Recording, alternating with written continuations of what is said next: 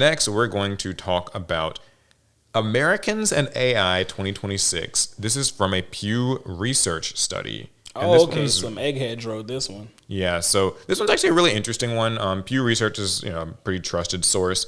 They say more Americans are using chatbots and some are adopting AI summaries and smart speakers, but views about AI and how fast it's advancing tilt negative, even for younger adults. So they did this study. This is survey research. And here are the key takeaways. About half of U.S. adults now report using AI chatbots, up substantially from the summer of 2024. This includes roughly 1 in 4 who use these tools on a daily basis. So just with that first statistic, how are we feeling? I More guess people using their chatbots. that tracks what I've seen. I feel like Your I'd be day-to-day. hard pressed to find people who don't make pretty like heavy use or at least constant use of things like ChatGPT in their day to day. I feel like it's certainly, I've noticed it more. There are a few people that that I know who like use it. Of course, it's like ChatGPT on their phones or whatever. But some people I think are forced to use it by their jobs. I know that that's kind of a thing. So maybe some of these people didn't want to, but they just have to. There's also like, what was it, Google's AI overview, where like basically if you're Googling anything now, you're just. But I don't think that they counted that as like, I would assume using not. AI just because that's basically just involuntarily forced on you. Here's another statistic. By the way, so in 2024, 66% of people did not use chatbots and 33% did. Now in 2026, it's 51% do not use chatbots and 49% do. So it's basically 50-50. All right, here's the second big takeaway. Some people are bringing AI into their homes. About a third of Americans say they have a smart speaker, and smaller shares have a doorbell or thermostat with AI features. So how do we feel about this? I guess this is just sort of like your Alexas. Yeah. So I didn't think of like smart speakers as AI. I guess they are. I think they weren't at first. Like I think that, or well, they were, but they weren't like. So I remember I had a. You remember I had this? Those Google Home Pod things, and those things that were so cheap. They would just give them out to people for free. Like you buy anything, and they'll give you a free one. But that was like kind of back when it was Google Assistant, and so you'd say like, "Hey G." I'm using G so that I don't set off listeners' things. What? Wait, what? You know, you're supposed to say, "Hey." Keyword. Anyway, the point is, Hey, keyword? yes. And so the point is like those I thought were like still just searching Google and kind of like telling you information. Whereas now I know like earlier this year, or maybe it was like late last year, there was an update. Oh, you're not trying to say like, hey, Google. That's what you're not trying to Yeah, that's right. That's what I was trying to avoid. Because you don't want to say like, hey, Alexa, right? Because that can turn it on. It sounds like you got cut off mid-thought. What exactly were you trying to avoid? Well, that was timely.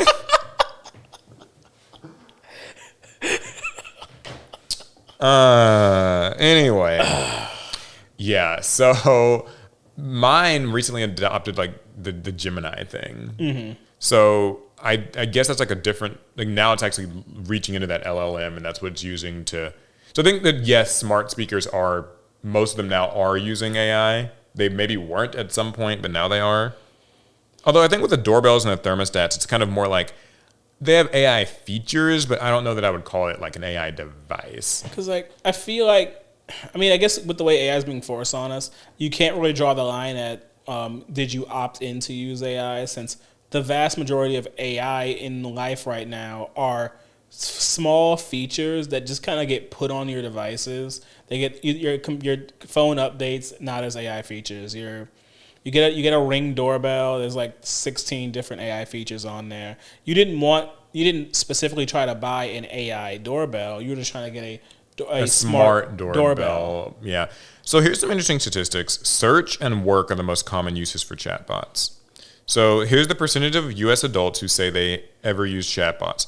42% of them say they use them to search for information. Makes sense. 38% say they use them for tasks at work. That's among employed adults. Because why think? Yeah. 25% say for fun or entertainment. They should burn. 24% say to create or edit images or videos. They should also burn. Here's a scary one. 20% say to get medical advice. But I wouldn't trust a computer to know how the human body works. I mean, I guess for what it's worth, people have always been using like WebMD to diagnose themselves for years. It's even worse now. 20% say to get diet and fitness information. I guess that's relatively fine. 13% say to get news. I guess that's all right. I guess like curated news, maybe it's Yeah, as useful long as for it's not that. making up the story itself. Or hallucinating the details about the story. 10% say for emotional support or advice. Stop. Don't do that. Oh, I won't stop because 4% say it's for companionship. Yeah, the last two, y'all need to stop. Look, man, these are programs, these are algorithms. They don't feel things. They just tell you what you think you want to hear, and it's not what you need to hear. So here's the Sometimes you need to be told, Malcolm, you're unlovable. wow. Like, Yeah. you got to work on yourself, Malcolm. It's not her, it's you. About a quarter of Americans report using chatbots daily. This includes 12% who say they do so several times a day, and 4% who use these tools almost constantly. Oof. Imagine that, like a world, like just what is your life where your ChatGPT's doing everything in my life? I mean, I imagine some people are heavy users. Like if you're in for a penny or in for a pound, just go all in on it. I imagine it does like make certain aspects of life much easier since you're not using much of your brain power on like, let's say 50% of your total tasks in a day. I always worry about offloading that much of my cognition to these devices, though, because it's like, man, will I just like lose the ability to like remember anything? Because like you can tell like ChatGPT to like make all these reminders for you and all this stuff, and like kind of create a diet for you and create all these things. But I mean, you just don't even like there's something weird about if I was trying to get like a workout regimen or a diet or just get reminders for something, I would still want to have heard it first from a source. Like someone's like going to explain, okay, here's what this like workout regimen is going to like do for you. Here's how it's going to. The fact that like ChatGPT kind of just like spits it out, something about that makes me feel like I have not had enough exposure to the information that I'm following, and so like I retain less of it. I don't know if you get what I mean. Without even being a heavy user of AI, cause I'm barely an AI user, if that, and I found that my cognitive skills have declined when it comes to like vocabulary, reading, and writing, just because I've relied so much on like autocorrects and filling like features on my phone that at first I wouldn't think, oh, I'm not getting dumber because I'm using my phone a lot. But it's not that you're getting dumber. You just stop exercising that part of your brain. And like any muscle, if you don't exercise it, it atrophies. Yeah. And I think by offloading so much of what we do and what we need in life to AI, we're causing different aspects of ourselves to atrophy. And we get to the point where we don't even know how to do these very simple rudimentary tasks anymore. I do imagine it's probably terrifying, isn't it, to be asked to do something that you have had ChatGPT do for you for the past year. But now if somebody says like, hey, can you just summarize this book for me, and like you don't have the chance to ask ChatGPT to do it and you're kind of on the spot, like would you even know the words to use or like the thoughts? I do feel like I don't know. It would be a new form of bullying to force someone to write like a 4-page paper. I have a lot of teacher friends, and they say it's pretty rough in the schools. The kids are using a lot of it, and they feel very discouraged about being able to write for themselves, solve things for themselves, answer questions at all, like word problems. That's tough. Okay, well, maybe you're wondering which chatbot Americans use. I wasn't wondering, but of course, ChatGPT still dominates, and the reach is growing. A little under half of U.S. adults, 44%, now report using a chatbot, up 34% from last year. There's also more than double the share when we first asked in 2023. The second most used platform is Gemini, which about a quarter of adults report using. That's because Google makes so much hardware. Yeah, and then this is followed by Copilot and Meta AI. That's all. Well, I guess Copilot's hardware, but then Meta AI, that's Facebook and Instagram. Yeah, and about 1 in 10 or fewer say that they use Grok, Claude, or character AI? I didn't know character AI was as big as it apparently is. Character AI that made a move, man. Because you can. That was the one where like the kid, the 14-year-old died. Yeah, man. You could like date your little AI friend. They can convince you to kill yourself and your parents. Like character AI, they've been making moves ever since then. Like they really, I imagine they just started leaning into it. It's like, hey, yeah, you want to kill your whole family? Join character AI. That's your chat bot right there. Yeah. So. It's all very weird, and so I think that I'm going to kind of skip to the last bit of this survey, which is actually talking about people's like wariness of AI itself. So they say younger adults are more wary of AI's potential impact on society and on them than older groups are. So adults under age 30 are more likely to say that AI will have a negative effect on society and on them personally than those 30 and older. Thought that was kind of an interesting one. Interesting. And also they were asked if they think that AI is moving too fast.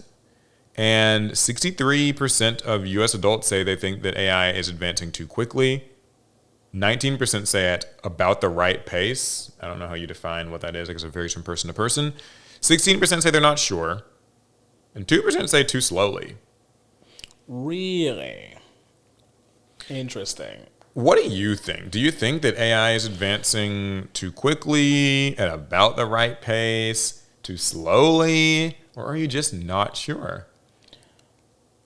I mean, it's so weird. Is this even advancing when it comes to like AI?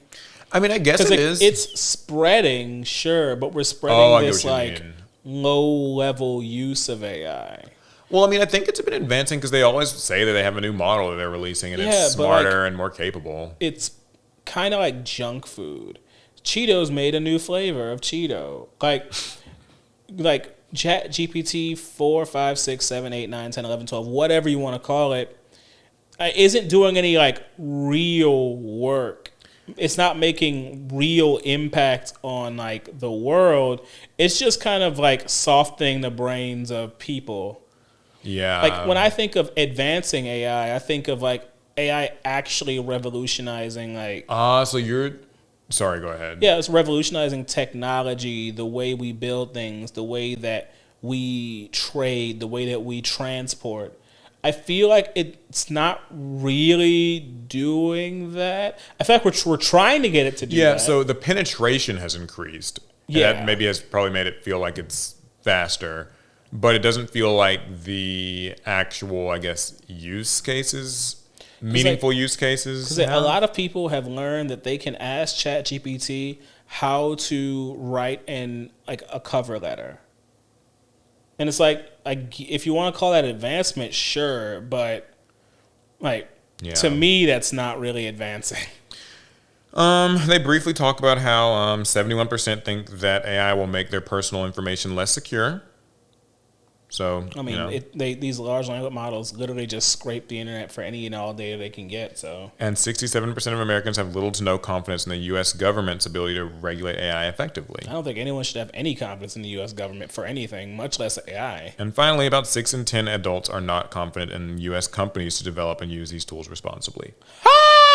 So it's kind of interesting. Like, I know this kind of sounds like another one of real AI bashing stories, and it is. But I will say this, and it's just like a strange duality to it. Mm-hmm. People are using these tools more clearly. This information suggests that more and more people are using them, but also increasingly people have less faith in their safety or like in their kind of the good of mankind, the good of society, their privacy with them. What do you think that's about? Like, what is that disconnect where it's like we're using the thing more, but we're just also accepting that like, you know, my data's maybe going to get stolen. It's going to rot my brain. It's not good for society. The government can't control it. I can't trust the companies. So like, but I'm still just going to kind of use it more. Like, what is that about? I think it's kind of an acceptance of the hopelessness of it all, of our role in society, that we don't have a lot of agency in our ultimate fates. The use and proliferation of AI is not in our hands, and the people whose hands it's in do what they want when they want, and we don't really have a whole lot of say. The most it sounds like we can do is vote, and we've seen how well that's worked out. So, yeah, I think to some degree we've divorced ourselves from the problem, and so we just focus on our day-to-day lives, and that's where like ChatGPT comes in handy again. It's like, is it great? No, but I don't have to think at work, so... Yeah, there's this strange, I guess, exercise in futility around it where it's like, you know, you can use it or not use it, but in many cases it might save you some time and everybody else at work is using it. And like, you know, no one's giving you a medal for not using it type of thing. Like Right. it's one of those cases because I do think that I see a lot of, this varies depending on where you look, right? Like if you're on the internet, at least most sectors of the internet are very anti-AI, right? Like to the extent that they will shame you for using it, shame people who, you know, like whatever, make a big fuss of not using AI. I mean, I would say even like us on this podcast, we kind of fall into that category where we're always kind of like have this AI bashing story. Finger wag. But like on the other hand, and maybe this is like hypocritical of me to say, I sometimes think that these people who like kind of will shame people about using AI or bash people or say like, how could anyone ever use this? It's so terrible and bad. And like it, you know, I think the same, it's the same thing as Sony dropping the disk drive, right? Like it's Joe Schmo and the average person offline who like doesn't spend their life on social media and isn't very informed about any of these things. They don't upload silly little videos with their friends online. They don't care. They don't care. Like ChatGPT told me an answer quickly and it sounded good. You know, like I don't know. Like what do you mean they're not printing discs? Who cares about discs? I stream all my music. I watch Netflix. And I'm not saying that like those people are right or wrong because I don't know that there's like a right or wrong thing in that regard.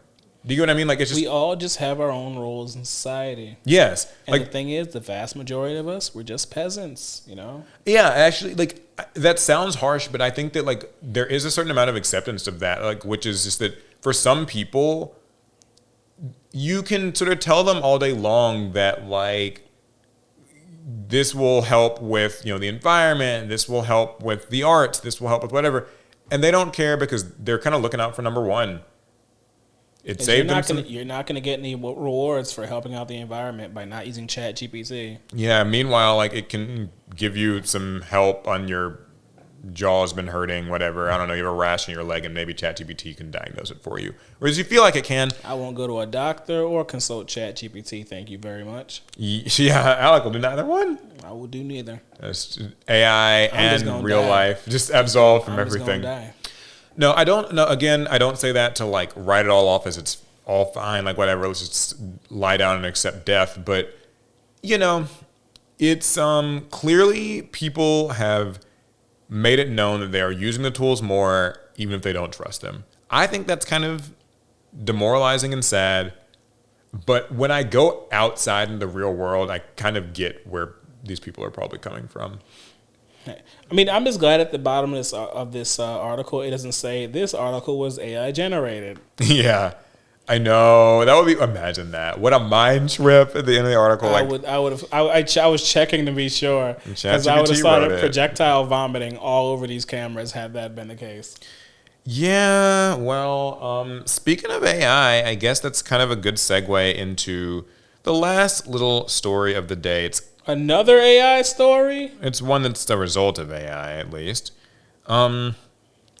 So, as the Steam Machine, Xbox, and PS5 consoles reach eye-watering prices, Lenovo says we're in a new normal for RAM costs.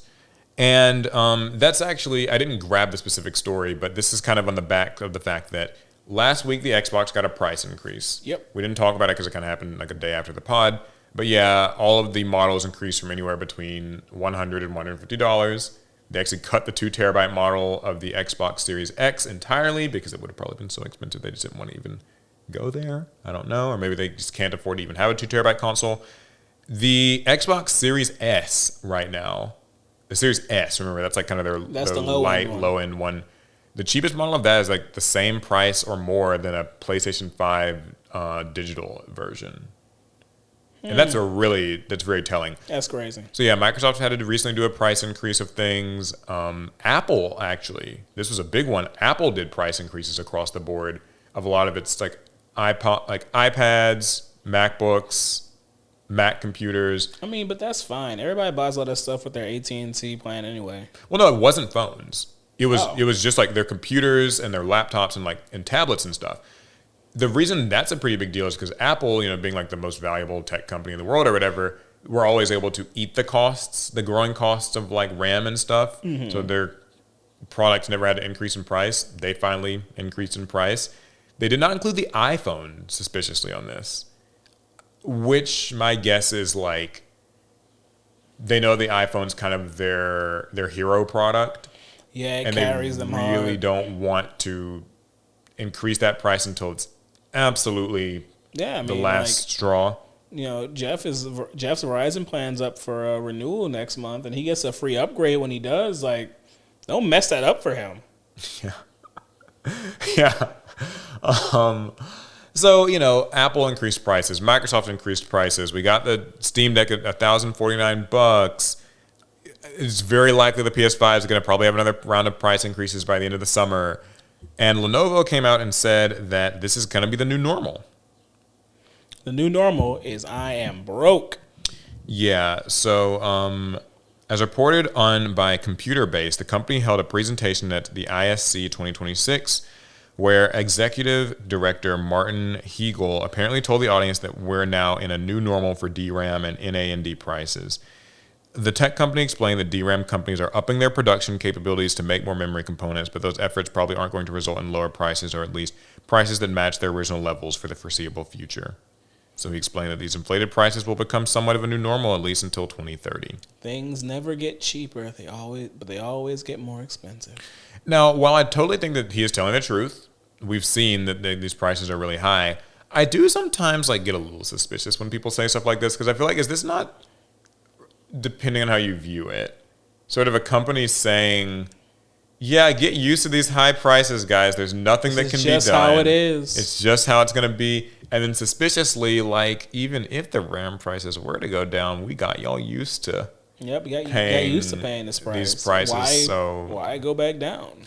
I'm kind of reminded of, do you remember earlier this year or I guess end of last year when Xbox Game Pass Ultimate went from $20 to $30 a month, and everybody was kind of up in arms, and we covered it on the podcast a little bit.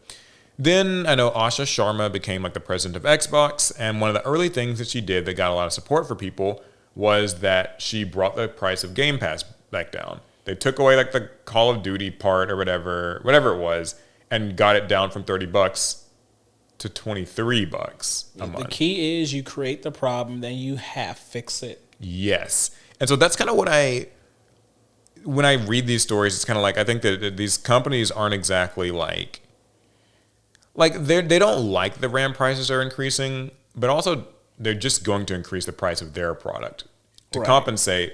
The only real people that are sad about it or negatively affected truly are us, right? I guess if you're Valve, I think is sort of a victim of this. They wanted that Steam Deck to cost a lot less, but it's still gonna sell out.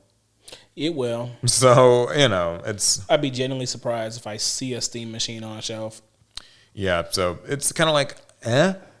And I also saw, and this is just a small one, Micron locks in historically high memory prices for 5 years. So Micron is one of the three major, chip manufacturers, or at least developers of RAM. Memory maker Micron has found a way to keep prices for its products sky high for another 5 years by signing 16, quote, strategic customer agreements, SCAs, that include a floor price the company says comes with a, quote, very robust gross margin for Micron, well above our peak quarterly margins in any past cycle. Oh, Micron, they're making money right now. So yeah, they're just being kind of the comically evil villains. Can I get on? How do I get on Micron? I'm trying to see what that's like. Yeah, the CEO said 16 customers have signed SCAs, and they explained why it's worth looking into the deals even though they bake in such high margins. Our customers are recognizing that supply shortages in memory and storage will take considerable time to improve, he said. Even as we expect industry supply to improve gradually in 2028, we currently do not have line of sight as to when memory supply will be able to catch up with increasing demand. Oh, and I see that's where the AI comes in because AI is like the main driver to the shortage of memory. Yeah, because AI data centers need all this RAM and these graphics cards or whatever the fuck they need. I don't care anymore. I'm kind of honestly over it all. Yeah, I do. I think it's funny, it will be funny in like 60 years. I feel like we're gonna have a world littered with abandoned data centers because they built more than they could actually run. I, for one, think that Barrett was right, and maybe we need an avalanche. Oh, You we're know? getting eco-terrorist over here. It does make me wonder what. Can you hear her? Can you hear the earth crying? It feels that way sometimes because, like, I do think, like, at what point do people kind of reach their natural, like, limits to how much? I mean, have you seen, like, the places where the AI data centers get built in these small rural towns and, like, the sludge fills the rivers, like, cancer rates fill up. Well, I haven't seen They that. use up I all the just- water, and also like they say that like the humming from these factory, like these like data centers, makes it difficult for people to sleep. That's a lot. Are we sure that's all like 100% factual? No, there's like interviews and stuff with this. Like we're it yeah. just sounds a little fantastical. It's like the river ran dry. Oh no, The humming drove people insane. no, that's not what I'm saying. But like no, but there is like it's like how companies have always like done dumping and stuff. That's not like, Yeah, anything true. new. That's They happened for always years. have. Like same with like smog and very industrialized cities and stuff. But in this case, it's just that there's like a lot of heat that's generated, and apparently they have to use only fresh water to power these plants. Gotta cool and them. some, You cool need them. fresh water to cool them, I guess. I say y'all could use salt water. Well, maybe you don't want to use it on all that machinery. But Yeah. I just look forward to our dystopian future where all these data centers are now abandoned and we use them for like haunted houses and like clubhouses for like the next generation of children. If we survive that long. Yeah, I was gonna say if our kids make it, But I'm being positive. well, also if they have the ability to think, because like they've been using AI so much at that point. Well, so in this growing like up. the dystopian post-apocalyptic future, those AI features have most of our technologies run dry. These kids are basically just wild things. Yeah. They've lived by the earth, what little earth is left. And why is that? Because the weapons from Final Fantasy VII have risen up from the earth because the earth will protect itself from us and have wiped out most of humanity.